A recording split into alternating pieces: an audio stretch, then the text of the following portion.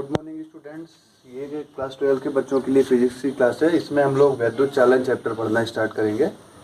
ये regular video series है। यहाँ से आप बेहतरीन वीडियो बेहतरीन कंटेंट वाले वीडियो आपको आज से मिलने स्टार्ट होंगे। ये और पीछे ही जो चैप्टर छूटे हुए हैं, एक चैप्टर से लेके वैद्युत चालन चैप्टर तक, वो मैं रिसेंटली अपलोड कर दूंगा जब भी मुझे समय मिलता है। ऑलरेडी उसका PDF आपको दिया जा चुका है और उससे रिलेटेड छोटे छोटे शॉर्ट वीडियोस दिए जा चुके हैं। यहाँ से हम लोग लॉन्ग वीडियो 20-25 मिनट के वीडियो की सीरीज शुरू करेंगे। तो यहाँ से वैद्युत चालन चैप्टर स्टार्ट कर रहे हैं। तो वैद्युत चालन चैप्टर में सबसे फर्स्ट पॉइंट जो आता है वो वैद्युत सेल क्या है। फर्स्ट पॉइंट, सेल सबको पता है। वैद्युत सेल एक ऐसी युक्ति है जिसकी सहायता से हम रासायनिक ऊर्जा को विद्युत ऊर्जा में बदलते हैं। ध्यान से इसको पॉइंट को क्लियर करते चलिए। एक ऐसी युक्ति जिसकी सहायता से रासायनिक ऊर्जा बदली जाती है वैद्युत ऊर्जा में। अब दो कंफ्यूजन वाले पॉइंट यहाँ से क्रिएट होते हैं। रासायनिक ऊर्जा क्या है, तो आपको पता है, केमिस्ट्री में आपने पढ़ा है कि विद्युत अपघट्य में इलेक्ट्रोड, दैट मीन्स कैथोड और एनोड डालकर धारा का प्रवाह करते हैं, तो वहाँ से सेल बनती है, सेल से धारा बनती है। तो ये आपको केमिस्ट्री में ये बातें थोड़ा रिलेटेड पढ़ाई गई हैं इससे। दूसरा पॉइंट आता है कि एक चीज़ होती है सेल, दूसरा पॉइंट होता है बैटरी। क्या कोई फ़र्क है इन दोनों में, सेल और बैटरी में? अगर फ़र्क है तो वो फ़र्क क्या है या सेम है? तो सेल आपको पता चल चुका है कि रासायनिक ऊर्जा को विद्युत ऊर्जा में बदलता है, लेकिन जो बैटरी होती है वो सेलों का समूह होती है। ये इंडिविजुअल सेल नहीं है, ये सेलों का समूह है। एक से ज़्यादा सेलों को अगर हम अलग अलग तरीक़ों से जोड़ दें तो जो युक्ति बनती है, जो भौतिक अस्तित्व में आती है वस्तु, वो बैटरी कही जाती है। तो आई होप आपको सेल और बैटरी में अंतर पता चल गया होगा। नेक्स्ट पॉइंट आता है कि अब सेलों में कौन कौन सी क्वालिटीज़ होती हैं। विद्युत सेल के जो पैरामीटर्स होते हैं वो 3 पैरामीटर्स में उनको रिप्रेजेंट किया जाता है। पहला होता है विद्युत वाहक बल। सेल के समझने का दूसरा पैरामीटर है आंतरिक प्रतिरोध। एंड थर्ड पैरामीटर है टर्मिनल विभवांतर। किसी सेल को हम इन्हीं पैरामीटर्स के तहत समझ पाते हैं। अब एक एक करके हम तीनों को समझना चालू करेंगे। सबसे पहली बात, विद्युत वाहक बल क्या है। तो उससे पहले एक चीज़ हम छोटा सा पॉइंट समझ लेते हैं, सेल का स्ट्रक्चर कैसे होता है। बैटरी में सेल को हमेशा हम किसी भी परिपथ में सेल को हम हमेशा इस चित्र की सहायता से दिखाते हैं, जिसमें ये लंबा वाला टर्मिनल सेल के पॉजिटिव सिरे को और छोटा वाला टर्मिनल सेल के निगेटिव सिरे को रिप्रेजेंट करता है। सेल एक्चुअल में होती कैसे, एक बार उसका फिजिकल अपीयरेंस देख लेते हैं। एक बर्तन होता है, बर्तन में 2 चालक छड़ें होती है, जिनमें से एक छड़ को बोलते हैं कैथोड और दूसरी छड़ को बोलते हैं एनोड। और इसे एक द्रव में भर देते हैं, द्रव से भरे बर्तन में डुबो देते हैं और ये द्रव कहलाता है विद्युत अपघट्य।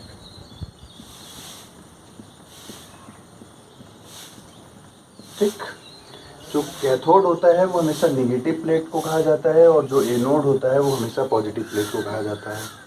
अब इस सेल में जो धारा बहती है वो सेल के बाहर धारा बहती है प्लस सिरे से माइनस सिरे की ओर, मतलब यहाँ से धारा निकलेगी, यहाँ पे आएगी और फिर वो इधर चली जाएगी। लेकिन जो सेल के अंदर धारा बहती है वो माइनस सिरे से प्लस सिरे की ओर। एग्जाम में पूछा गया क्वेश्चन है फिर से, बाह्य परिपथ में जो धारा बहती है वो पॉजिटिव टर्मिनल से निगेटिव टर्मिनल की ओर बहती है, लेकिन आंतरिक परिपथ में जो धारा बहती है सेल के आंतरिक परिपथ में वो निगेटिव टर्मिनल से पॉजिटिव टर्मिनल की ओर। आई होप इतनी बात आपको क्लियर होगी। नेक्स्ट पॉइंट, अब हम यहाँ से समझना शुरू करते हैं कि विद्युत वाहक बल क्या है, टर्मिनल विभवांतर क्या है और आंतरिक प्रतिरोध क्या है। तो फर्स्ट ऑफ ऑल विद्युत वाहक बल क्या है, जरा देखते हैं। लेट अस सपोज एक सेल, अब आपको समझ में आ गया होगा कि कौन सा सिंबल बना हुआ है, सेल है। एक सेल से एक सपोज करते हैं बल्ब जलाया जा रहा है, तो सेल की ताकत मान लेते हैं E है, इस बल्ब का प्रतिरोध R है और इसमें यूज की गई या परिपथ में बहने वाली जो धारा है वो I है। तो विद्युत वाहक बल E किसके इक्विवेलेंट होगा, तो विद्युत वाहक बल को E से रिप्रेजेंट करते हैं। ये बराबर होता है एकांक आवेश को पूरे परिपथ में, पूरा परिपथ इन द सेंस सेल के अंदर और सेल के बाहर, आंतरिक और बाह्य परिपथ में एकांक आवेश को प्रवाहित करने में किया गया कार्य। तो हम इसको सिंपल सा ऐसा लिख सकते हैं, W बाह्य प्लस W आंतरिक और पूरे के अपान में Q। ये जो क्वांटिटी होती है यही क्वांटिटी कहलाती है विद्युत वाहक बल। फिर से अगर डेफिनेशन फॉर्मेट में लिखना चाहें तो किसी भी परिपथ में एकांक आवेश को सेल सहित पूरे परिपथ में प्रवाहित करने में किया गया कार्य ही उस सेल का विद्युत वाहक बल कहलाता है। सेकेंड पॉइंट आता है टर्मिनल विभवांतर। पहले समझ लेते हैं टर्मिनल विभवांतर क्या है। तो टर्मिनल विभवांतर को हम लोग V से रिप्रेजेंट कर रहे हैं और ये भी एकांक आवेश को प्रवाहित करने में किया गया कार्य होता है, लेकिन इसमें हम बाह्य परिपथ और आंतरिक परिपथ दोनों को नहीं कंसीडर करते। इसमें हम केवल कंसीडर करते हैं W बाह्य को। आई होप आपको बहुत अच्छे से समझ में आ गया होगा।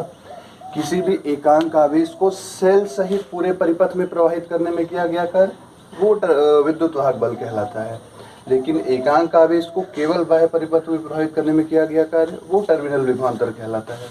टर्मिनल विभवांतर और विद्युत वाहक बल एक दूसरे से रिलेटेड होते हैं। कब?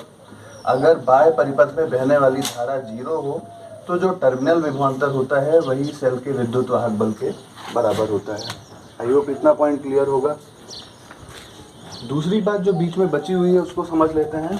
किसी भी सेल का आंतरिक प्रतिरोध क्या है। आंतरिक प्रतिरोध समझने के बाद हम तीनों में रिलेशन देख लेंगे कि तीनों में क्या रिलेशन है। तो अभी हम लोगों ने देखा कि सेल का स्ट्रक्चर कैसा होता है। तो यहाँ पे एक कैथोड होता है, एक एनोड होता है और बीच में द्रव भरा होता है। रासायनिक द्रव होता है, जनरली H2SO4 सल्फर का अम्ल इस्तेमाल किया जाता है। तो ज़रा ध्यान से समझिए, अगर ये पॉजिटिव टर्मिनल है, ये नेगेटिव टर्मिनल है, तो यहाँ पे कोई भी कंपोनेंट लगा है उसमें धारा भेजनी है। तो जो धारा की डायरेक्शन बाहर होती है वो प्लस से माइनस की ओर, लेकिन जो अंदर होती है वो होगी माइनस से प्लस की ओर। अब जरा ध्यान से समझिए, माइनस से प्लस की ओर धारा बह रही है, तो अगर इस द्रव के भीतर से होकर धारा बह रही है तो रास्ते में कुछ ना कुछ प्रतिरोध पैदा होगा, कुछ ना कुछ रुकावट होगी। प्रतिरोध का जनरल सेंस क्या होता है? रुकावट। किसी भी रास्ते में आने वाली रुकावट ही तो प्रतिरोध है ना। तो अब अगर सेल के अंदर धारा को नेगेटिव टर्मिनल से पॉजिटिव टर्मिनल की ओर बहना है तो जो सेल के द्रव के कारण या कैथोड और एनोड के कारण जो रुकावट होती है वही रुकावट क्या कहलाती है? आंतरिक प्रतिरोध कहलाती है। तो अगर हम लोग डेफिनेशन फॉर्मेट में लिखना चाहें आंतरिक प्रतिरोध क्या है, तो किसी भी सेल के अंदर उसके वैद्युत अपघट्ट के कारण या इलेक्ट्रोडों के कारण जो प्रतिरोध उत्पन्न होता है वही आंतरिक प्रतिरोध कहलाता है और इसे हम लोग रिप्रेजेंट करते हैं स्मॉल r से। इतना आई होप क्लियर होगा बेहतर ढंग से। नेक्स्ट जो पॉइंट समझना है हमको इसके आगे वो ये है कि विद्युत वाहक बल, आंतरिक प्रतिरोध और टर्मिनल विभवांतर में क्या रिलेशन है। तो चलिए ध्यान से देखते हैं और बड़ा इंपॉर्टेंट प्रूफ है एग्जाम के पॉइंट ऑफ व्यू से कि तीनों में क्या रिलेशन है, विद्युत वाहक बल, टर्मिनल विभवांतर और आंतरिक प्रतिरोध में। तो चलिए ध्यान से समझते हैं। मान लेते हैं एक सेल है और इसका टर्मिनल विभवांतर इसका विद्युत वाहक बल E है। एक प्रतिरोध लगा है, प्रतिरोध का मान है R और इसके सिरों के बीच का जो नेट विभवांतर है वो V है। ये जो सेल है, सेल के जस्ट बगल में इसका आंतरिक प्रतिरोध हम लोग लिख देते हैं स्मॉल r। सेल को उसके आंतरिक प्रतिरोध के साथ लिखकर ऐसे एक बंद डॉटेड लाइन के बीच में हम इसको दिखा सकते हैं। अब ये पूरा सेल का स्ट्रक्चर रिप्रेजेंट किया जा रहा है यहाँ पे। तो अब अगर ध्यान से देखें, मान लेते हैं परिपथ में I धारा बह रही है, तो ये सेल अगर t समय तक लगातार धारा देता रहे तो उसके कारण प्रयोग की गई ऊर्जा कितनी होगी, पहले ये निकाल लेते हैं। सेल के t समय तक प्रयुक्त ऊर्जा कितनी होगी। तो आपको अच्छे से पता है कि अगर कोई भी विद्युत उपकरण है जिसका वोल्टेज V है और उससे हम I धारा ले रहे हों और वो t समय तक कार्य करता रहे तो उसके कारण प्रयुक्त ऊर्जा कितनी होगी? VIT। तो यहाँ पे जो सेल है वो सेल की ताकत कितनी है? E। तो यहाँ पे अगर उससे t समय तक I धारा ली जा रही है तो उसके कारण प्रयुक्त धारा कितनी होगी, प्रयुक्त शक्ति कितनी होगी? EIT। अब इस शक्ति का दो जगह पे उपयोग किया जा रहा होगा। पहला कहाँ पे? बाह्य परिपथ में। दूसरा कहाँ पे? बाह्य परिपथ में। दूसरा कहाँ पे? आंतरिक प्रतिरोध में। बाह्य परिपथ मतलब एक तार है जिसका प्रतिरोध है R, ये आप ऐसा समझ सकते हैं उस R टर्मिनल के R प्रतिरोध वाले तार के सिरों का बीच जो टर्मिनल विभव है वो V है। तो अब सिमिलरली ये I धारा जो यहाँ से चलना शुरू हुई है ये तो पूरे परिपथ में बहेगी और T समय तक लगातार बह रही है। तो बाह्य परिपथ में प्रयुक्त शक्ति कितनी होगी, तो हम इसको लिखना चाहें E एक्सटर्नल, तो E ऑलरेडी बुक है तो हम यहाँ पे पावर लिख सकते हैं। तो P एक्सटर्नल कितना होगा, तो ये हो जाएगा VIT, बिल्कुल वही कॉन्सेप्ट जिससे हम लोगों ने पहले लिखा। दूसरा बात आंतरिक प्रतिरोध में, तो इंटरनल रेजिस्टेंस में कंज्यूम्ड पावर कितनी होगी, तो इंटरनल रेजिस्टेंस में आंतरिक प्रतिरोध R है, बहने वाली धारा I है और T समय तक बहता है। तो धारा प्रतिरोध के बीच में शक्ति का क्या फॉर्मूला है, P = I² RT। I hope तो P इंटरनल कितना होगा, I² मल्टीपल में R मल्टीपल में T। अब ध्यान से समझिए, एकदम एग्जाम के पॉइंट ऑफ व्यू से बहुत इंपॉर्टेंट है। तो सेल के कारण बाह्य परिपथ में कितनी शक्ति प्रयुक्त जनरेट हो रही है, उत्पन्न हो रही है, तो EIT। अब EIT का दो जगह पे उपयोग हो रहा है, पहला बाह्य परिपथ में कितना VIT, दूसरा आंतरिक प्रतिरोध में कितना I² RT। तो भैया अगर संतुलन की स्थिति में है या हम ऊर्जा संरक्षण की बात करते हैं तो जितनी ऊर्जा उत्पन्न होगी उतनी ही तो ऊर्जा की खपत होनी चाहिए ना। एक्सटर्नल अगर सोर्स से एनर्जी सप्लाई नहीं हो रही है तो उत्पन्न ऊर्जा है EIT और जो खपत हो रही है ऊर्जा वो है VIT और I² RT। तो अगर हम यहाँ पे ऊर्जा संरक्षण लगाना चाहें तो कैसे लगा सकते हैं, जरा देखिए। सेल में ऊर्जा संरक्षण के सूत्र से ऊर्जा संरक्षण क्या कहता है, E जनरेटेड, या पावर के लिए हम लिख रहे हैं तो पावर लिख सकते हैं, पावर जनरेटेड = पावर कंज्यूम्ड। जितनी ऊर्जा प्रयुक्त होगी उतनी ऊर्जा उत्पन्न होनी चाहिए। तो जनरेटेड एनर्जी कितनी है EIT, और कंज्यूम्ड दो जगह पे कंज्यूम हो रही है, एक्सटर्नल सर्किट में और इंटरनल सर्किट में। एक्सटर्नल में कितनी कंज्यूम हुई VIT, इंटरनल में कितनी कंज्यूम हुई I² RT, और ये = है EIT के। अगर हम दोनों साइड से IT कॉमन करें तो क्या बचेगा E, इधर से IT कॉमन करें तो क्या बचेगा V + I मल्टीपल में R। क्या सही है, जी हाँ बिल्कुल सही है। IT से IT कैंसिल आउट, बचा क्या E = V + I × R। ध्यान से समझिए, V = E - IR, यही फॉर्मूला है जो हम लोग प्रूफ कर रहे थे। यहाँ पे V क्या है, टर्मिनल विभवांतर, E क्या है किसी भी सेल का विद्युत वाहक बल, और r क्या है किसी भी सेल का आंतरिक प्रतिरोध। आई होप आपको अच्छे से समझ में आ गया होगा। बड़ा ये इंपॉर्टेंट प्रूफ है एग्जाम के पॉइंट ऑफ व्यू से, बहुत बार एग्जाम में आ चुका है। और यहाँ पे आप ध्यान से समझेंगे तो जो अभी मैंने बात डिस्कस करी कि अगर I का मान 0 है, यहाँ पे आप 0 रखिए तो सिंपल सा फंडा क्या पता चल रहा है, V = E। तो जो टर्मिनल विभवांतर है वो सेल के विद्युत वाहक बल के बराबर होता है। आई होप बहुत अच्छे से समझ में आ गया होगा आपको। नेक्स्ट जो पॉइंट है उसको बढ़ने से पहले हम लोग एक जरा ये बात समझना चाहते हैं कि एक्चुअल में होता क्या है टर्मिनल विभवांतर और सेल का विद्युत वाहक बल। थोड़ा एक एग्जांपल लेके समझने की कोशिश करते हैं, जरा ध्यान से समझिए। मान लीजिए आपने एक 12 वोल्ट की बैटरी खरीद के लाई और एक आप बल्ब उससे जलाना चाहते हैं। बल्ब है लेट अस सपोज 6 ओम का। तो क्या 12 वोल्ट की बैटरी 6 ओम के प्रतिरोध में पूरा 100% परफॉर्मेंस दे सकती है अपना? चेक करते हैं। 12 वोल्ट की बैटरी अगर 6 ओम को पूरा अपना शक्ति दे, मान लेते हैं इसका मान अभी 0 है, तो इसमें बहने वाली धारा कितनी होगी, I = V/R। ओम का नियम लगाते तो 12/6, 6 दूनी 12। जरा मैं स्पेस बना के तब बता देता हूँ ताकि आपको कॉन्सेप्ट आई होप ये समझ में आ गया होगा आपको अच्छे से।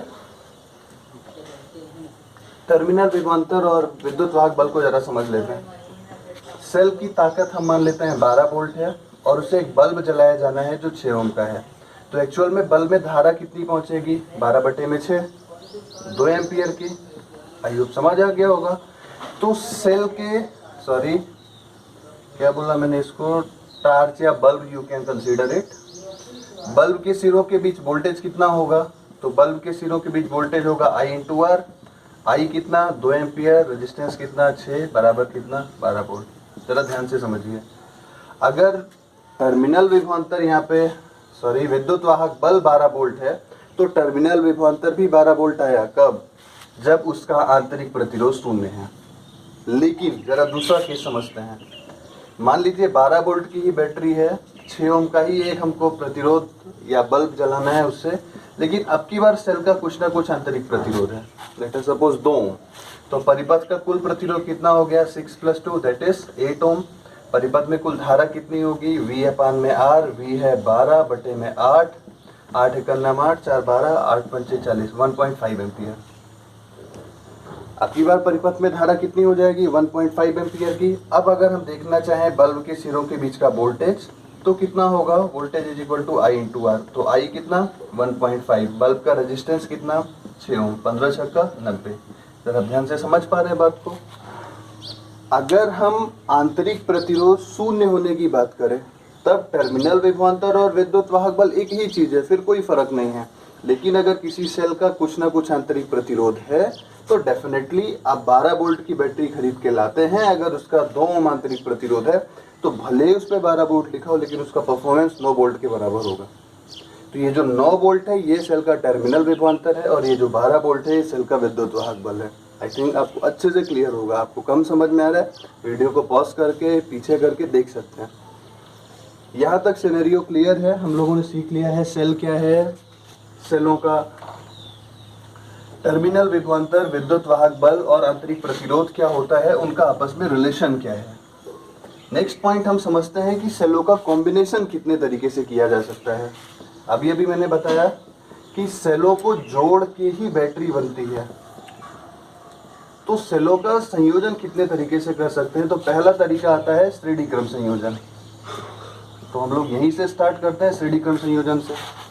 लेट अस सपोज एक सेल है, उसके जस्ट बगल दूसरी सेल श्रेणी क्रम में लगा दी गई, तीसरी सेल लगा दी गई और ऐसी बहुत सारी, और लास्ट में भी हम लोगों ने एक सेल लगा दी। अब पूरे सेलों के परिपथ से बाहर एक इंटरनल रेजिस्टेंस लगा दिया जिसमें हमको उस सेलों का उपयोग करना है। मान लेते हैं उसका प्रतिरोध है R। हर सेल की ताकत E, आंतरिक प्रतिरोध ER एंड नेक्स्ट EN। ये एक यूनिट पूरा सेल है, ये दूसरा यूनिट सेल है, ये तीसरा यूनिट सेल है, ये चौथा यूनिट सेल है, और ऐसा हम लोग मान लेते हैं N सेलों का समूह लगाया गया है। अब अगर हम देखना चाहें तो E विद्युत वाहक बल वाली अगर N सेलों को एक साथ लगा दिया गया है तो इसकी टोटल पावर कितनी होगी, टोटल विद्युत वाहक बल कितना होगा। तो श्रेणी क्रम में वोल्टेज हमेशा जुड़ जाता है, समांतर क्रम में वोल्टेज इक्वल होता है। ये पीछे हम लोग सीख चुके हैं ओम के नियम के आसपास।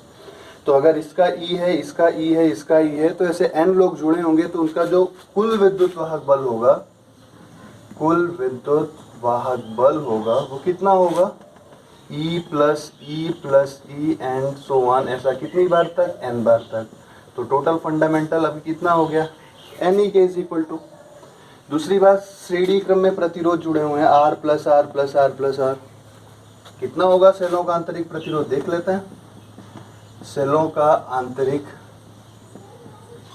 प्रतिरोध कैसे निकाल सकते हैं, वही सिंपल तरीका श्रेणी क्रम संयोजन का, R + R कितनी बार, जितनी सेल होगी उतनी बार, ये हो जाएगा NR। अतः कुल प्रतिरोध कितना होगा भैया, कुल प्रतिरोध हो जाएगा आंतरिक प्रतिरोध प्लस बाह्य प्रतिरोध। आंतरिक प्रतिरोध सेलों का कितना है NR और बाहर का प्रतिरोध कितना है R। इसका मतलब सेल का जो पूरे परिपथ का प्रतिरोध है वो है NR + R। पूरे परिपथ की ताकत या विद्युत वाहक बल कितना है वो है NE। अब अगर हम इनको कनेक्ट करना चाहें तो अतः सेल सहित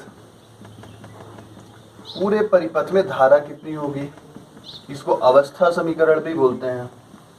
सेल सहित पूरे परिपथ में धारा कितनी होगी, I = तो ये बराबर होता है टोटल E बटे में टोटल R, कुल विद्युत वाहक बल बटे में कुल प्रतिरोध। कुल विद्युत वाहक बल कितना आया है NE, कुल प्रतिरोध कितना आया है NR + R।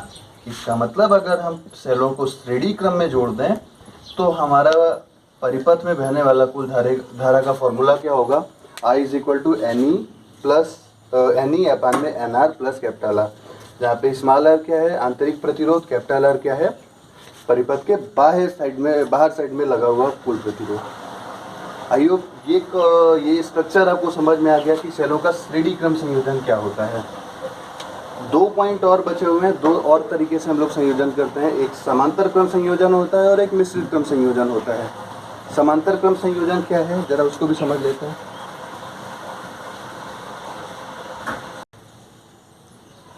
तो हम लोग श्रेणी क्रम संयोजन सीख चुके हैं। नेक्स्ट पॉइंट हम लोग सीखते हैं समांतर क्रम संयोजन कैसे होता है। चलिए कोई बात नहीं। सेकंड पॉइंट है समांतर क्रम संयोजन।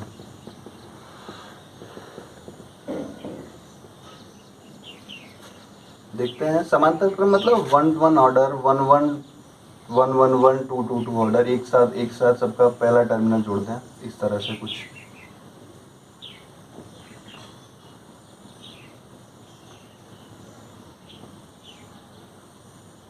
ये बात आई थिंक अब इसको मिटा देते हैं।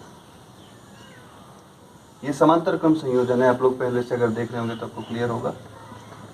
एक सेल, दूसरी सेल एंड ये लास्ट सेल।